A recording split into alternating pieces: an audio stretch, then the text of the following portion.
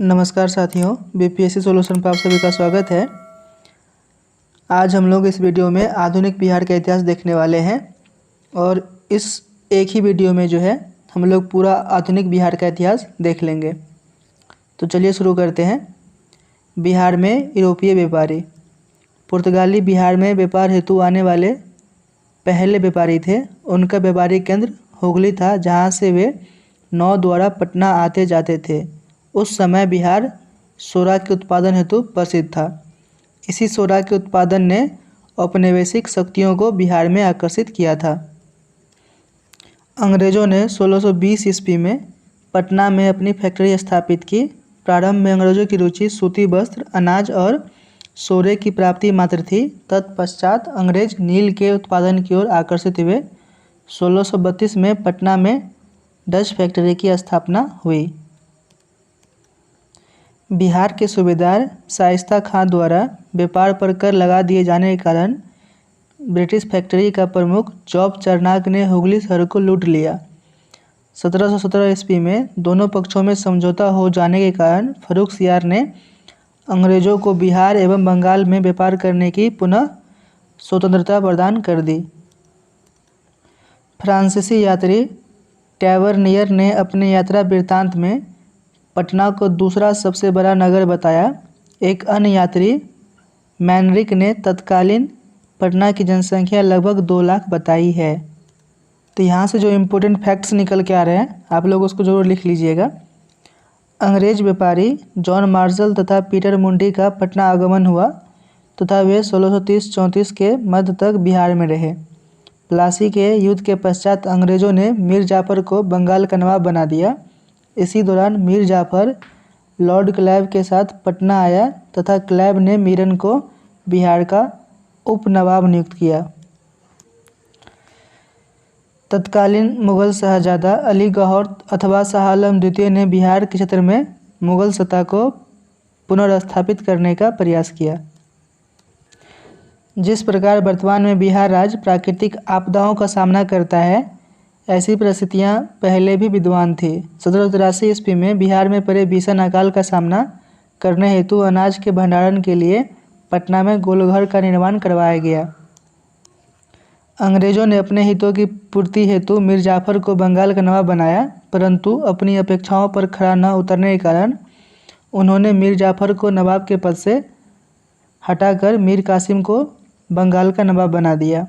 मीर कासिम ने भी अंग्रेजी हस्तक्षेप से बचने का प्रयास किया तथा अपनी राजधानी मुर्शिदाबाद से मुंगेर स्थानांतरित कर दिया। अंग्रेज़ों की नीतियों से असंतुष्ट अवध के नवाब सुजाउद्दौला, मुगल बादशाह शाह आलम द्वितीय एवं बंगाल के अपदस्थ नवाब मीर कासिम की संयुक्त सेना तथा हेक्टर मुनरो के नेतृत्व में कंपनी की सेना के मध्य बक्सर में 1764 ईस्वी में युद्ध हुआ। इस युद्ध में अंग्रेज़ों की विजय हुई। परिणाम स्वरूप अंग्रेज़ों को बंगाल, बिहार तथा उड़ीसा की दीवानी भी प्राप्त हो गई। इसके साथ ही अंग्रेज़ों का भारत में राजनीतिक शक्ति के रूप में उभार हुआ। शाह आलम द्वितीय द्वारा बिहार, बंगाल तथा उड़ीसा के क्षेत्रों में लगान वसूली का अधिकार ईस्ट इंडिया कंपनी को प्रदान करने से बिहार के सामान्य प्रशासन पर भी अंग्रेज़ों का नियंत्रण स्थापित हो गया तथा 1765 में बिहार तथा बंगाल क्षेत्र को द्वैध शासन के अंतर्गत लाया गया। 1793 ईस्वी में लागू अस्थायी बंदोबस्त प्रणाली में भी बिहार को सम्मिलित कर लिया गया। काशी के जय सिंह के विद्रोह से प्रेरित होकर 1781 में पटना के कुछ जमींदारों ने भी विद्रोह का असफल प्रयास किया। अंग्रेज़ों द्वारा बिहार में फौजदारी प्रशासन को अपने अधिकार में लेने के पश्चात चार्ल्स फ्रांसिस ग्रांट को पटना के प्रथम अंग्रेज मजिस्ट्रेट के पद पर नियुक्त किया गया। आधुनिक काल में बिहार में प्रशासनिक परिवर्तन। 1865 पटना व गया को अलग अलग जिलों में संगठित किया गया। 1866 सारण जिले को पृथक कर चंपारण जिले का निर्माण किया गया। 1869 पटना जिले के कुछ क्षेत्र को तिरहुत में मिलाया गया। 1875 तिरहुत को मुजफ्फरपुर तथा दरभंगा नामक 2 इकाइयों में विभाजित किया गया। नोनिया विद्रोह। यह विद्रोह 1770 से 1800 के मध्य बिहार के मुख्य सोरा उत्पादक केंद्रों तिरहुत, हाजीपुर, सारण और पूर्णिया में हुआ। सोरा उत्पाद का कार्य मुख्य रूप से नोनिया समुदाय द्वारा किया जाता था तथा सोरा का उपयोग बहुत बनाने में किया जाता था। असामी यानी कि बिचौलिया कच्चा सोरा ब्रिटिश कारखाना को देते थे। असामी लोग नोनिया को प्रति मन सोरा का मूल्य 12 से 15 आना में देते थे, जबकि अन्य व्यापारी जो कंपनी से संबंधित नहीं थे 3 से 4 रुपये प्रति मन सोरा देते थे। नोनिया समुदाय द्वारा गुप्त रूप से सोरे का व्यापार अन्य व्यापारियों से करने लगे। परिणाम स्वरूप अंग्रेजों ने नोनिया समुदाय के प्रति क्रूरतापूर्वक कार्रवाई की, जिसका नोनिया समुदाय ने प्रबल विद्रोह किया। तामर विद्रोह 1789 से 94 के बीच छोटा नागपुर की उरांव जनजातियों द्वारा जमींदारों के शोषण के विरुद्ध विद्रोह किया गया। इसके अतिरिक्त इन जनजातियों द्वारा जमींदारों के विरोध में आंदोलन चलाया गया, जिसे तामर विद्रोह कहा गया। बहाबी आंदोलन। बहाबी संप्रदाय इस्लाम की एक शाखा है। बहाबी आंदोलन का उद्देश्य सामाजिक सुधार था, परंतु धीरे धीरे इस आंदोलन ने राजनीतिक एवं आर्थिक स्वरूप धारण कर लिया। इस आंदोलन के प्रवर्तक अरब निवासी मोहम्मद अब्दुल नवाब थे। भारत में वहाबी आंदोलन के संस्थापक रायबरेली उत्तर प्रदेश के निवासी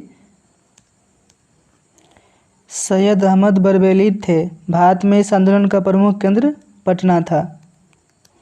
सैयद अहमद बरेलवी 1821 में पटना गए, जहां उन्होंने वहाबी आंदोलन के बेहतर संचालन के उद्देश्य से 4 खलीफा मौलवी विलायत अली, इनायत अली, शाह मोहम्मद हुसैन तथा फरहात हुसैन को नियुक्त किया।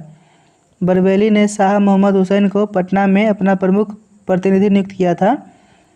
1822 से 68 तक पटना वहाबी आंदोलन का सर्वप्रमुख केंद्र रहा, जिसके सर्वप्रथम नेता विलायत अली खान थे। कोल विद्रोह 1831 से 32 के बीच।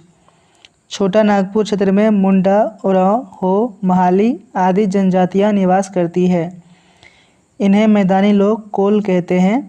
कंपनी शासक के शोषक चरित्र के अतिरिक्त इस विद्रोह का अन्य कारण यह भी था कि 1822 ईस्वी में ब्रिटिश सरकार ने चावल की शराब यानी कि हरिया पर उत्पादन शुल्क लगा दिया था, जिसे आदिवासी अपने उपयोग के लिए तैयार करते थे।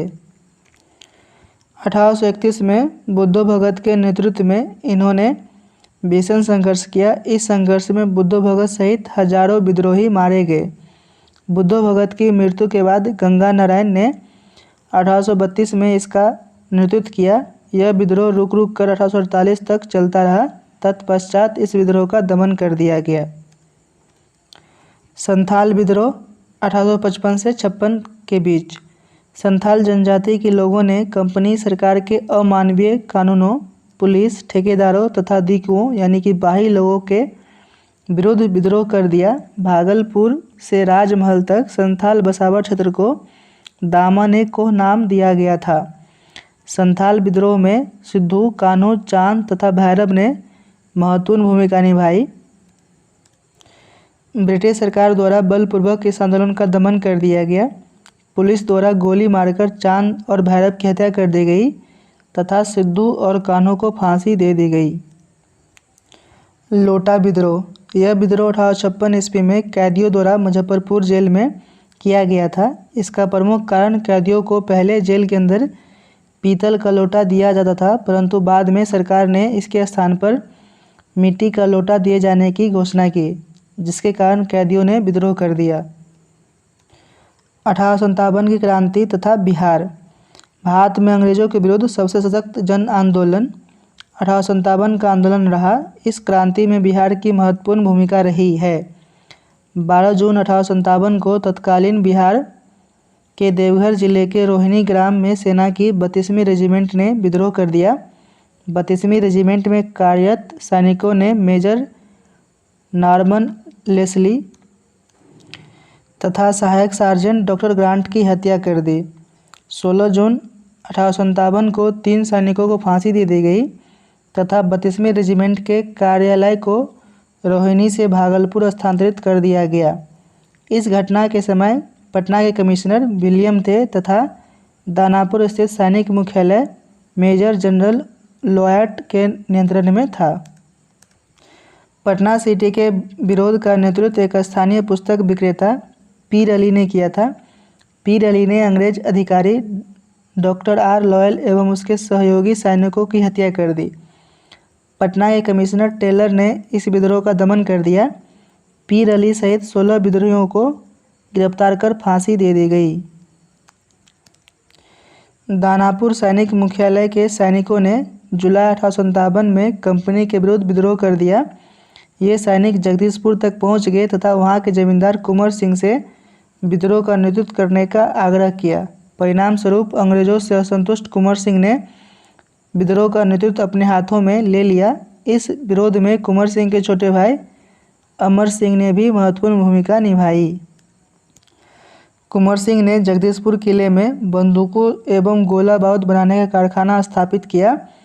उन्होंने सैनिकों का नेतृत्व करते हुए आरा क्षेत्र पर भी अधिकार कर लिया। आरा को विद्रोही सैनिकों के अधिकार से मुक्त करवाने गए कैप्टन डनवर ने इस संघर्ष में मृत्यु हो गया। कुंवर सिंह छापामार युद्ध में कुशल थे। अंग्रेजों से संघर्ष के दौरान उन्होंने हाथ में तोप का गोला लग गया, जिससे संक्रमण फैल जाने के कारण उन्हें अपना एक हाथ काटकर अलग कर दिया। 26 अप्रैल 1858 को कुंवर सिंह की मृत्यु के पश्चात उनके छोटे भाई अमर सिंह ने अंग्रेजों के विरोध का नेतृत्व किया। अमर सिंह ने जगदीशपुर में एक समानांतर भारतीय सरकार की स्थापना की। अमर सिंह के भाई हरकिशन सिंह इस सरकार के प्रमुख थे। बाद में अंग्रेजों ने अमर सिंह को गिरफ्तार कर गोरखपुर जेल भेज दिया, जहां लंबी बीमारी के कारण उनकी मृत्यु हो गई। मुंडा विद्रोह, उलगुलान विद्रोह। आदिवासी विद्रोहों में सर्वाधिक प्रसिद्ध मुंडा विद्रोह 1895 से 1900 के बीच बिरसा मुंडा के नेतृत्व में आरंभ हुआ। बिरसा मुंडा का जन्म 15 नवंबर 1875 को झारखंड प्रदेश में रांची के उलीहातू गांव में हुआ था। इन्हें मिशनरियों के द्वारा शिक्षा प्राप्त हुई थी। वह जर्मन मिशनरियों के प्रभाव में आकर ईसाई बन गए थे। इसके अतिरिक्त वे वैष्णव धर्म से भी प्रभावित थे, इसीलिए पुनः इन्होंने अपने पूर्वजों के धर्म को अपना लिया। बिरसा मुंडा ने एकेश्वरवाद की स्थापना पर बल दिया। एक मान्यता के अनुसार 1895 में बिरसा को परमेश्वर के दर्शन हुए और वह पैगंबर होने का दावा करने लगे।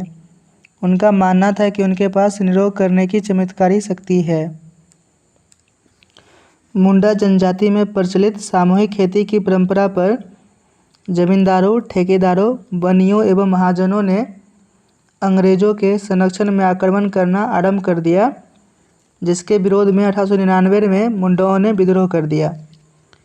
इस विद्रोह में मुंडा स्त्रियों ने भी भाग लिया। 1900 में विद्रोहियों ने पुलिस को अपना निशाना बनाया, परंतु जनवरी 1900 में सालर के पहाड़ी पर ब्रिटिश सेना द्वारा पराजित हुए। कुछ समय पश्चात बिरसा पकड़ा गया तथा उसकी जेल में मृत्यु हो गई। उसकी मृत्यु के पश्चात यह विद्रोह शांत हो गया। कांग्रेस की स्थापना तथा बिहार। कांग्रेस की स्थापना 28 दिसंबर 1885 को बॉम्बे के गोकुलदास संस्कृत विद्यालय में अंग्रेज एओ ह्यूम के द्वारा की गई थी, जिसके प्रथम अध्यक्ष WC बनर्जी थे। कांग्रेस के प्रथम अधिवेशन में 72 प्रतिनिधियों ने भाग लिया था, लेकिन बिहार का कोई प्रतिनिधि इसमें शामिल नहीं था।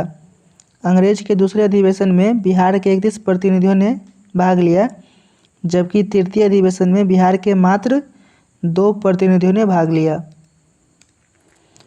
कांग्रेस का 27वां अधिवेशन तथा बिहार में आयोजित होने वाले प्रथम अधिवेशन 1912 में बांकीपुर, पटना में आयोजित हुआ था, जिसकी अध्यक्षता रघुनाथ नरसिंह माधोलकर द्वारा की गई थी। 1922 में अंग्रेज के 37वां अधिवेशन का आयोजन बिहार के गया में किया गया, जिसकी अध्यक्षता चित्तरंजन दास ने की। बिहार में किसान आंदोलन।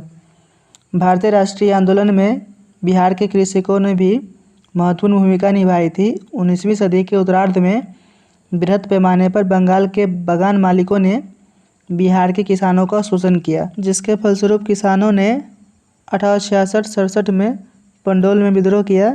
दरभंगा के राजा के शोषणकारी नीतियों के खिलाफ कृषकों ने 1883-84 में विद्रोह किया। चंपारण सत्याग्रह के साथ बिहार में किसान आंदोलन संगठित रूप से प्रारंभ हुआ। 1917 में गांधी जी के नेतृत्व में नील उत्पादक किसानों ने तीन-कठिया प्रथा के विरोध में आंदोलन किया। बिहार के मुंगेर में 1922-23 में शाह मोहम्मद की अध्यक्षता में किसान सभा का गठन किया गया। श्री कृष्ण सिंह को उपाध्यक्ष तथा सिद्धेश्वरी चौधरी व नंद कुमार सिंह को सचिव बनाया गया।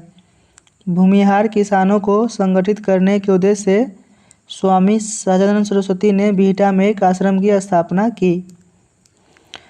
1929 में स्वामी सहजानंद सरस्वती की अध्यक्षता में बिहार प्रांतीय किसान सभा की स्थापना सोनपुर मेले में की गई। इसका सचिव श्री कृष्ण सिंह को बनाया गया। किसान आंदोलन को प्रसारित करने में राहुल सांकृत्यायन, कार्यानंद शर्मा तथा पंचानंद शर्मा ने महत्वपूर्ण भूमिका निभाई। अनबारी क्षेत्र में किसानों के आंदोलन का नेतृत्व राहुल सांकृत्यायन ने, दरभंगा व सारण में यमुना कियारी तथा गया में यदुनंदन शर्मा ने किया। बिहार में किसान आंदोलन को गति प्रदान करने के उद्देश्य से 1929 में सरदार वल्लभ भाई पटेल बिहार की यात्रा पर थे। द्वितीय बिहार प्रांतीय किसान सभा का आयोजन गया में 29-30 अगस्त 1934 को पुरुषोत्तम दास टंडन की अध्यक्षता में किया गया, जबकि तृतीय सम्मेलन स्वामी सहजानंद सरस्वती की अध्यक्षता में 26-27 नवंबर 1935 को हाजीपुर में हुआ। 1936 में अखिल भारतीय किसान सभा का गठन लखनऊ में स्वामी सहजानंद सरस्वती की अध्यक्षता में किया गया। इसके सचिव NG रंगा को बनाया गया। बिहार में राष्ट्रवादी भावना का विकास। भारतीय स्वतंत्रता आंदोलन के इतिहास में 1858 से 1905 ईस्वी तक भारत में राष्ट्रीयता के विकास का काल माना जाता है। 1885 में कांग्रेस की स्थापना से 1905 तक उदारवादी विचारधारा का प्रभुत्व रहा। इंदुलाल तथा कुछ अन्य क्रांतिकारियों ने स्वदेशी आंदोलन से पूर्व बिहार आए और बिहार में क्रांतिवाद के विचार का प्रसार किया। स्वदेशी आंदोलन के क्रम में सर्वप्रथम बंगाल में क्रांतिकारी राष्ट्रवादी भावना का प्रसार हुआ। अनुशीलन समिति ने ब्रिटिश सरकार के विरुद्ध हिंसात्मक संघर्ष की प्रेरणा दी, जिसका प्रभाव बिहार पर भी पड़ा। बिहार में इस विचारधारा के प्रारंभिक प्रणेताओं में बाबा जी ठाकुर दास, डॉक्टर ज्ञानेंद्र पांडे तथा केदारनाथ बनर्जी थे। 1906-07 में रामकृष्ण सोसाइटी की स्थापना पटना में बाबाजी ठाकुर दास द्वारा की गई तथा मदरलैंड नामक समाचार पत्र का प्रकाशन किया गया। इस समाचार पत्र के माध्यम से राष्ट्रवादी विचारों का प्रसार किया गया। 1908 में खुदीराम बोस तथा प्रफुल्ल चाकी द्वारा मुजफ्फरपुर के जिला जज किंग्सफोर्ड पर बम फेंकने की योजना बनाई गई और उसका हत्या करने का प्रयास किया। इस बम कांड की घटना ने युवकों में क्रांतिकारी भावना का प्रसार किया। सचिंद्र नाथ सान्याल ने राष्ट्रवादी तथा क्रांतिकारी विचारों के प्रचार प्रसार के उद्देश्य से 1913 में पटना में अनुशीलन समिति की एक शाखा स्थापित की। सान्याल को बनारस षड्यंत्र केस के अंतर्गत आजीवन काला पानी की सजा दी गई। पटना में अनुशीलन समिति की शाखा की स्थापना में बंकिम चंद्र मित्र का भी महत्वपूर्ण योगदान था। इन्होंने 1915 में लिबर्टी लीफलेट्स बांटा, जिसमें बिहार नेशनल कांग्रेस के अखिल चंद्र दास गुप्ता तथा T.K. घोष ने सहयोग दिया। ढाका स्थित अनुशीलन समिति के कुछ सदस्य रेवती नाग के नेतृत्व में भागलपुर में सक्रिय हुए। इसके अतिरिक्त यदुनाथ सरकार ने युवा क्रांतिकारियों को बक्सर में प्रशिक्षण देने की व्यवस्था की। वैशाली निवासी बैकुंठ शुक्ल ने योगेंद्र शुक्ल के साथ मिलकर हाजीपुर में क्रांतिकारी गतिविधियों को चलाया। असहयोग आंदोलन में सम्मिलित होने के कारण बैकुंठ शुक्ल को 6 माह की सजा दी गई। लाहौर षड्यंत्र के सरकारी गवाह फणींद्र घोष की हत्या बैकुंठ शुक्ल ने बेतिया में कर दी। पुलिस ने गिरफ्तार कर मोतिहारी जेल में रखा और 14 अप्रैल 1934 को उन्हें फांसी दे दिया गया। मुजफ्फरपुर बमकांड 30 अप्रैल 1908। 30 अप्रैल 1908 को खुदीराम बोस व प्रफुल्ल चाकी ने अंग्रेज जज किंग्सफोर्ड की बग्घी पर बम फेंक दिया, परंतु गलती से यह बम अंग्रेज वकील कैनेडी की बग्घी पर गिर गया, जिसमें स्वतंत्रता संग्राम से सहानुभूति रखने वाले कैनेडी की पत्नी व उनकी पुत्री की मृत्यु हो गई। इससे आहत प्रफुल्ल चाकी ने आत्महत्या कर ली तथा खुदीराम बोस को फांसी की सजा सुनाई गई। खुदीराम बोस के वकील कालिदास बसु थे। वह सबसे कम उम्र में शहीद होने वाले क्रांतिकारी थे। शांति स्वरूप नारायण को अपने समाचार पत्र स्वराज में मुजफ्फरपुर बम कांड पर लेख प्रकाशित करने के कारण सजा दी गई। होम रूल लीग आंदोलन तथा बिहार। 1916 में भारत में 2 होम रूल लीग की स्थापना हुई। पुणे होम रूल लीग की स्थापना बाल गंगाधर तिलक ने एवं मद्रास में होम रूल लीग की स्थापना एनी बेसेंट ने की थी। इस आंदोलन का उद्देश्य स्वराज प्राप्त करना था। इस आंदोलन ने बिहार को भी व्यापक रूप से प्रभावित किया। बांकीपुर में 16 दिसंबर 1916 को मौलाना मजहरुल हक की अध्यक्षता में होम रूल लीग की स्थापना की गई। मुजफ्फरपुर में होम रूल लीग की स्थापना जनकधारी प्रसाद ने की थी। होम रूल आंदोलन को प्रोत्साहित करने हेतु 25 जुलाई 1918 को श्रीमती एनी बेसेंट पटना आई थी। चंपारण सत्याग्रह 1917। चंपारण सत्याग्रह बिहार की ही नहीं अपितु संपूर्ण भारतीय इतिहास की महत्वपूर्ण घटना है। यह महात्मा गांधी द्वारा भारत में किया गया प्रथम सत्याग्रह आंदोलन था। इसमें किसानों के शोषण संबंधी ब्रिटिश सरकार की नीतियों का अहिंसात्मक रूप से विरोध किया गया था। ब्रिटिश सरकार के नियमों के अनुसार किसानों को अपनी भूमि के 3/20वें हिस्से पर नील की खेती करना अनिवार्य था, जिसे 3 प्रणाली कहा जाता था, किंतु इसके बदले उन्हें उचित लाभ प्राप्त नहीं होता था। 1916 में कांग्रेस के लखनऊ अधिवेशन में राजकुमार शुक्ल ने गांधी जी से मिलकर चंपारण के किसानों की समस्याओं के समाधान के लिए चंपारण आने का अनुरोध किया। गांधी जी कलकत्ता से पटना, मुजफ्फरपुर तथा दरभंगा होते हुए 15 अप्रैल 1917 को मोतिहारी पहुँचे। चंपारण के कमिश्नर ने गांधी जी को चंपारण से जाने का आदेश दिया, परंतु गांधी जी द्वारा आदेश न मानने के कारण गांधी जी पर मुकदमा दायर कर दिया गया। गांधी जी के सत्याग्रह के दबाव में बिहार के तत्कालीन उपराज्यपाल एल्बर्ट गेट द्वारा एक जांच समिति गठित की गई, जिसके अध्यक्ष F.G. सलाई थे। गांधी जी सहित L.C. अदामी, राजा हरिहर प्रसाद, D.J. रीड तथा रैनी इसके सदस्य थे। इस समिति को चंपारण एग्रेरियन समिति नाम दिया गया। इस समिति ने 3 प्रथा को पूर्णतः समाप्त करने की अनुशंसा की थी। चंपारण सत्याग्रह में राजकुमार शुक्ल, राजेंद्र प्रसाद, अनुग्रह नारायण सिंह, मजहरुल हक, ब्रजकिशोर प्रसाद, धरणीधर, शंभू शरण आदि गांधी जी के प्रमुख सहयोगी थे। दीनबंधु मित्र ने अपने बंगला नाटक नील दर्पण में नील उत्पादन की शोषणकारी व्यवस्था का सचिव चित्रण किया, जिसका अंग्रेजी में अनुवाद मधुसूदन दत्त ने किया था। बिहार में खिलाफत आंदोलन। तुर्की के ऑटोमन साम्राज्य का सुल्तान मुस्लिमों का सबसे बड़ा धार्मिक नेता अर्थात खलीफा माना जाता था। प्रथम विश्व युद्ध 1914 से 1918 में तुर्की ब्रिटेन के विरुद्ध धुरी राष्ट्रों के साथ शामिल था। प्रथम विश्व युद्ध में मित्र राष्ट्रों की विजय के बाद तुर्की के सुल्तान के राजनीतिक अधिकार एवं उनका साम्राज्य सीमित कर दिया गया, जिसमें संपूर्ण विश्व के मुस्लिम समुदाय के साथ साथ भारतीय मुस्लिम समुदाय में भी व्यापक रोष उत्पन्न हुआ और उन्होंने खिलाफा के अधिकारों की पुनर्स्थापना के लिए खिलाफत आंदोलन का प्रारंभ किया। गांधी जी की अध्यक्षता में अखिल भारतीय खिलाफत सम्मेलन दिल्ली में 24 नवंबर 1919 को आयोजित किया गया, जिसमें सरकार के साथ असहयोग प्रस्ताव पारित हुआ।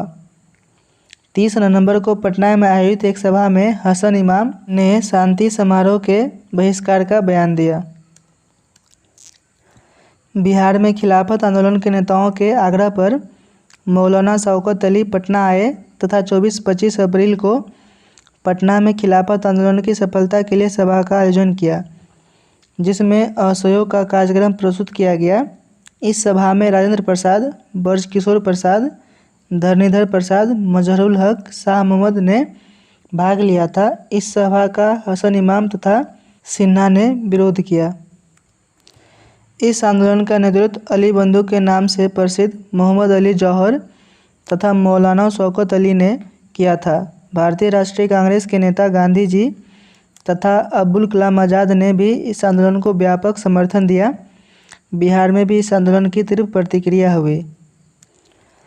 बिहार में असहयोग आंदोलन 4 से 9 सितंबर 1920 तक हुए कलकत्ता कांग्रेस अधिवेशन में गांधी जी द्वारा असहयोग का प्रस्ताव प्रस्तुत किया गया और इसे पारित किया गया, परंतु इसके पूर्व ही राष्ट्रवादियों ने बिहार में असहयोग का प्रस्ताव पारित कर सरकार से असहयोग प्रारंभ कर दिया था।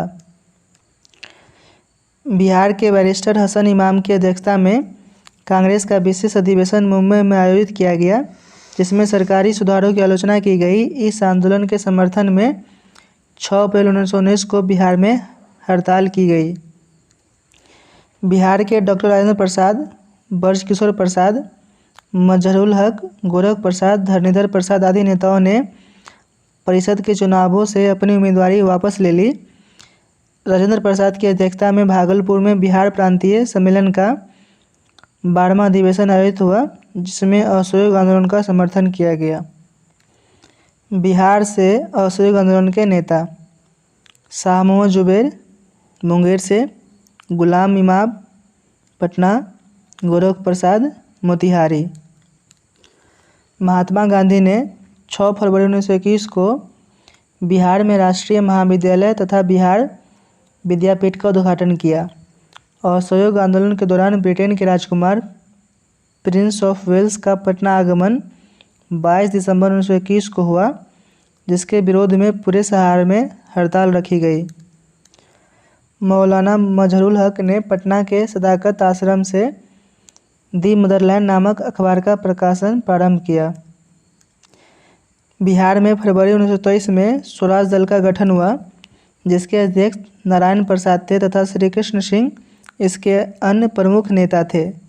फुलवारी में मौलाना शहजाद द्वारा इमारत-ए-सिरिया नामक संस्था का गठन किया गया। यह संस्था वर्तमान में भी सक्रिय है। 1922 में कांग्रेस का वार्षिक अधिवेशन बिहार के गया में आयोजित हुआ, जिसकी अध्यक्षता चित्तरंजन दास ने की थी। इन्होंने परिषद में प्रवेश का समर्थन किया, परंतु कांग्रेस ने इसका विरोध किया। इन्हीं मतभेदों के कारण चित्तरंजन दास ने मोतीलाल नेहरू एवं विट्ठल भाई पटेल के साथ मिलकर कांग्रेस के अंदर स्वराज दल का गठन किया था।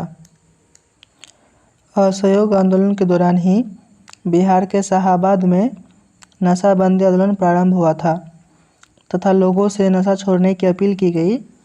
आंदोलन जब चरम स्थिति पर था, उसी समय उत्तर प्रदेश के चौरी चौरा गोरखपुर नामक स्थान पर 5 फरवरी 1922 को हुई हिंसा के कारण असहयोग आंदोलन स्थगित कर दिया गया।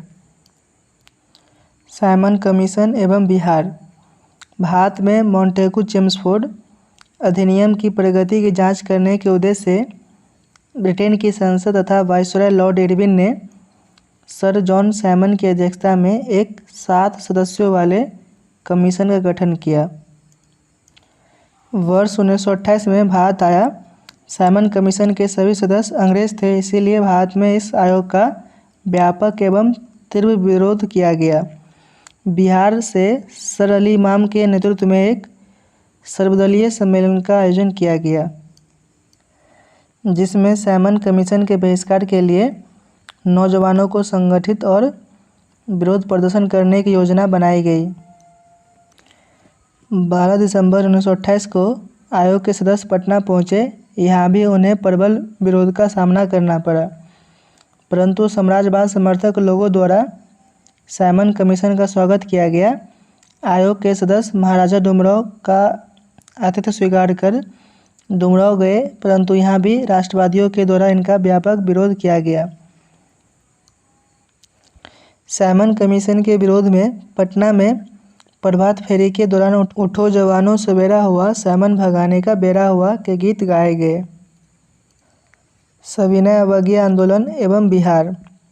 दिसंबर 1929 में भारतीय राष्ट्रीय कांग्रेस के लाहौर अधिवेशन अध्यक्ष पंडित जवाहरलाल नेहरू में सविनय अवज्ञा आंदोलन का प्रस्ताव पारित हुआ। 12 मार्च 1930 को गांधी जी ने 78 सहयोगियों के साथ साबरमती आश्रम से दांडी यात्रा प्रारंभ की तथा 6 अप्रैल 1930 को दांडी पहुंचकर नमक बनाकर कानून का उल्लंघन किया। दांडी यात्रा में गांधी जी के साथ बिहार के गिरिवरधारी चौधरी उर्फ कारो बाबू ने भाग लिया। इसी क्रम में बिहार में विदेशी वस्त्रों एवं नशीले पदार्थों की दुकानों पर धरना देने का कार्य आरंभ हुआ। पटना में मई 1930 में एक स्वदेशी संघ की स्थापना की गई, जिसके अध्यक्ष सर अली इमाम, उपाध्यक्ष सच्चिदानंद सिन्हा तथा केबी दत्त तथा मुख्य सचिव हसन इमाम को बनाया गया। बिहार में सविनय अवज्ञा आंदोलन के प्रांतीय प्रशासक दीप नारायण सिंह को नियुक्त किया गया। 26 जनवरी 1931 को बिहार में स्वतंत्रता दिवस मनाया गया तथा अनुग्रह नारायण सिंह द्वारा पटना के भंबर पोखर पार्क में राष्ट्रीय झंडा फहराया गया। डॉक्टर राजेंद्र प्रसाद ने बिहार में सोडा से नमक बनाने तथा चौकीदारी कर न देने हेतु सत्याग्रह के लिए गांधी जी से अनुमति मांगी। इस आंदोलन के दौरान बिहार में चौकीदारी कर नहीं देने का अभियान चलाया गया तथा बिहार में समुद्री तट न होने के कारण सोडे से नमक बनाने पर बल दिया गया। बिहार में 6 अप्रैल 1931 को नमक सत्याग्रह प्रारंभ करने की तिथि निर्धारित की गई तथा नखास पिंड पटना जिला नामक स्थान को नमक कानून भंग करने हेतु केंद्र के रूप में चुना गया। नखास पिंड चलो का नारा दिया गया। सारण तथा हाजीपुर में व्यापक पैमाने पर नमक कानून का उल्लंघन किया गया। बिहार में सर्वप्रथम सारण तथा चंपारण में नमक सत्याग्रह प्रारंभ हुआ था। बिहार कांग्रेस सोशलिस्ट पार्टी औपचारिक स्थापना 1934। संस्थापक आचार्य नरेंद्र देव, जयप्रकाश नारायण, राम मनोहर लोहिया, रामवृक्ष बेनीपुरी।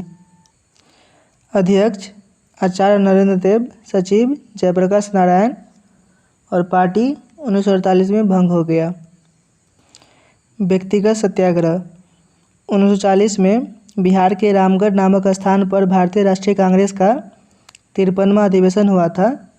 इस अधिवेशन की अध्यक्षता मौलाना अबुल कलाम ने की, जिसमें व्यक्तिगत सत्याग्रह का नारा दिया गया तथा बिहार के श्री कृष्ण सिंह को पहला व्यक्तिगत सत्याग्रही चुना गया। इस आंदोलन में छोटा नागपुर के ताना भगत भी सम्मिलित हुए।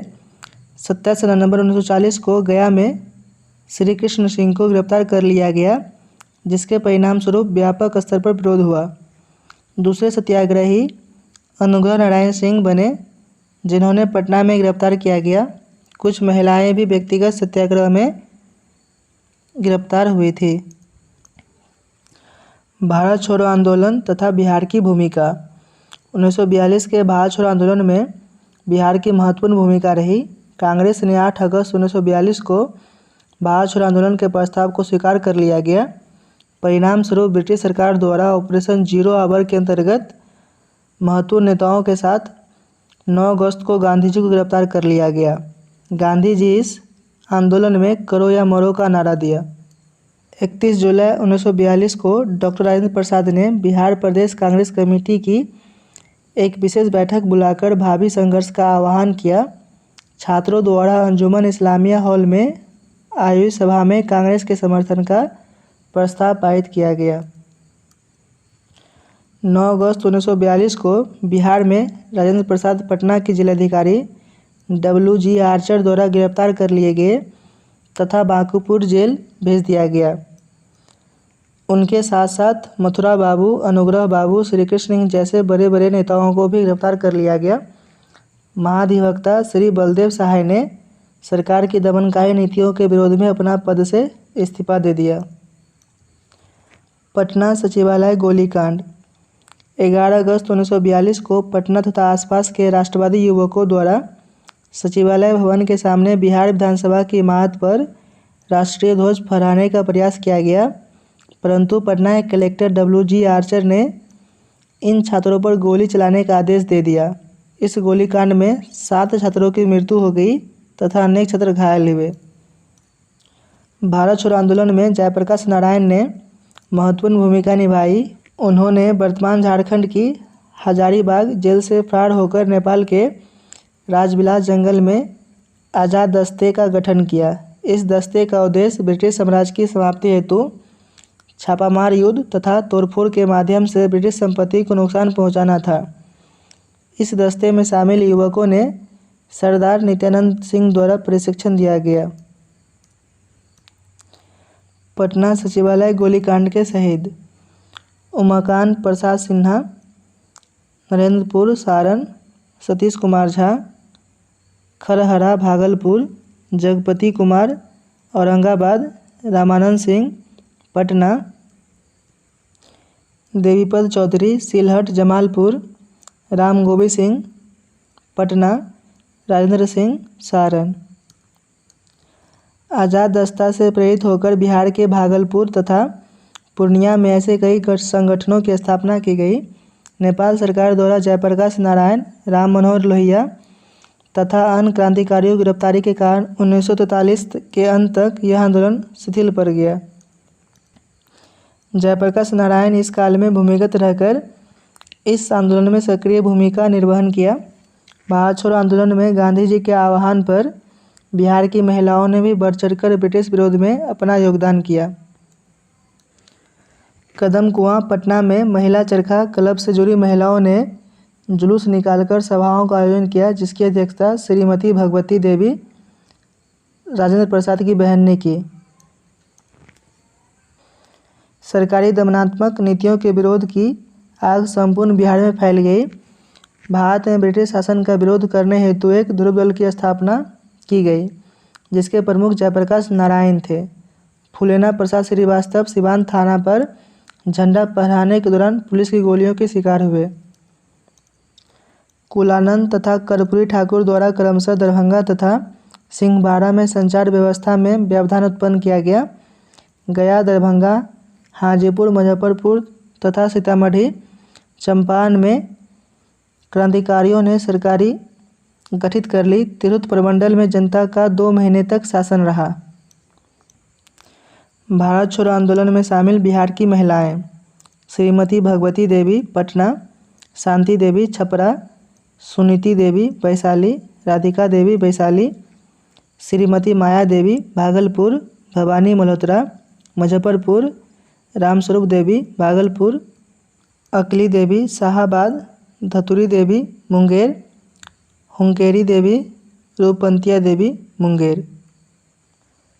स्वतंत्र भारत का उदय।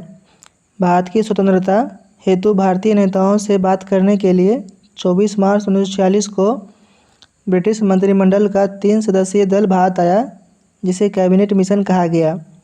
इस समूह में 3 सदस्य शामिल थे, पैथिक लॉरेंस, स्टैफोर्ड क्रिप्स एवं एबी अलेक्जेंडर, परंतु इस मिशन द्वारा सुझाए गए प्रस्तावों पर आम सहमति नहीं बन सके। 1946 में देश में चुनाव कराए गए। चुनाव परिणामों के बाद 12 सितंबर 1940 को कांग्रेस द्वारा अंतरिम सरकार का गठन किया गया।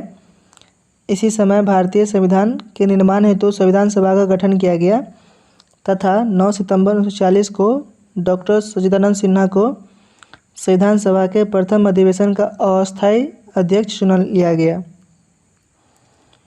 इसके बाद 11 सितंबर 1940 को डॉक्टर राजेंद्र प्रसाद इस सभा के अस्थायी अध्यक्ष बने।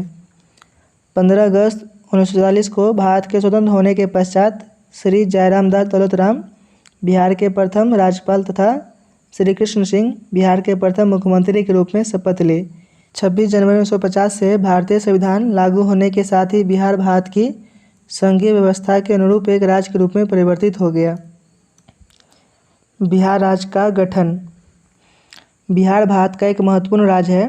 भारतीय इतिहास में बिहार की एक अपनी पृथक पहचान रही है। अकबर के काल में बिहार को एक भिन्न सूबे के रूप में मान्यता मिली। 20वीं शताब्दी के आरंभ में पृथक बिहार राज्य की मांग प्रारंभ हो गई थी। इस संदर्भ में सच्चिदानंद सिन्हा तथा महेश नारायण द्वारा आरंभिक प्रयास किया गया था। सच्चिदानंद सिन्हा द्वारा जब 1889 में इंग्लैंड गए तो वहाँ भी उन्होंने बिहार राज्य को पृथक अस्तित्व दिलाने की मांग प्रमुखता से रखी। डॉक्टर सच्चिदानंद सिन्हा तथा महेश नारायण ने अपने आलेख the partition of the lower provinces and alternative proposal के माध्यम से भारत सहित इंग्लैंड में भी पृथक बिहार राज्य की मांग उठाई गई। वर्ष 1894 में उपराज्यपाल सर चार्ल्स इलियट को अलग बिहार राज्य के संबंध में ज्ञापन दिया गया। डॉक्टर राजेंद्र प्रसाद के प्रयासों से बिहार ही नहीं वरन संपूर्ण भारत में इस तरह के प्रथम बिहारी छात्र सम्मेलन का आयोजन पटना में किया गया, जिसके सभापति बैरिस्टर सरफुद्दीन थे। 1908 में अली इमाम की अध्यक्षता में बिहार प्रादेशिक सम्मेलन की स्थापना की गई। 1908 में ही बिहार प्रदेश कांग्रेस कमेटी का गठन किया गया। 1910 में भागलपुर में बिहार प्रादेशिक सम्मेलन का आयोजन किया गया, जिसमें पृथक बिहार राज्य की स्थापना का मांग प्रभावपूर्ण तरीके से रखी गई। 12 दिसंबर 1911 को दिल्ली के शाही दरबार में पृथक बिहार राज्य के निर्माण की घोषणा की गई, जिसमें उड़ीसा भी सम्मिलित था। 1 अप्रैल 1912 को स्वतंत्र प्रांत के रूप में बिहार स्थापित हुआ। 1936 में बिहार का प्रशासनिक स्वरूप तथा बिहार से उड़ीसा को अलग कर स्वतंत्र राज्य के रूप में स्थापित किया गया।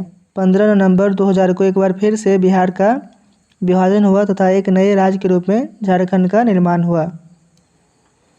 आशा करते हैं आप लोगों को यह वीडियो पसंद आया होगा। आप लोग हमसे टेलीग्राम पे भी जुड़ सकते हैं। टेलीग्राम चैनल का लिंक डिस्क्रिप्शन में दे दिया गया है। अगर आप लोग इस चैनल पर नए हैं तो चैनल को सब्सक्राइब कर लीजिए। जय हिंद।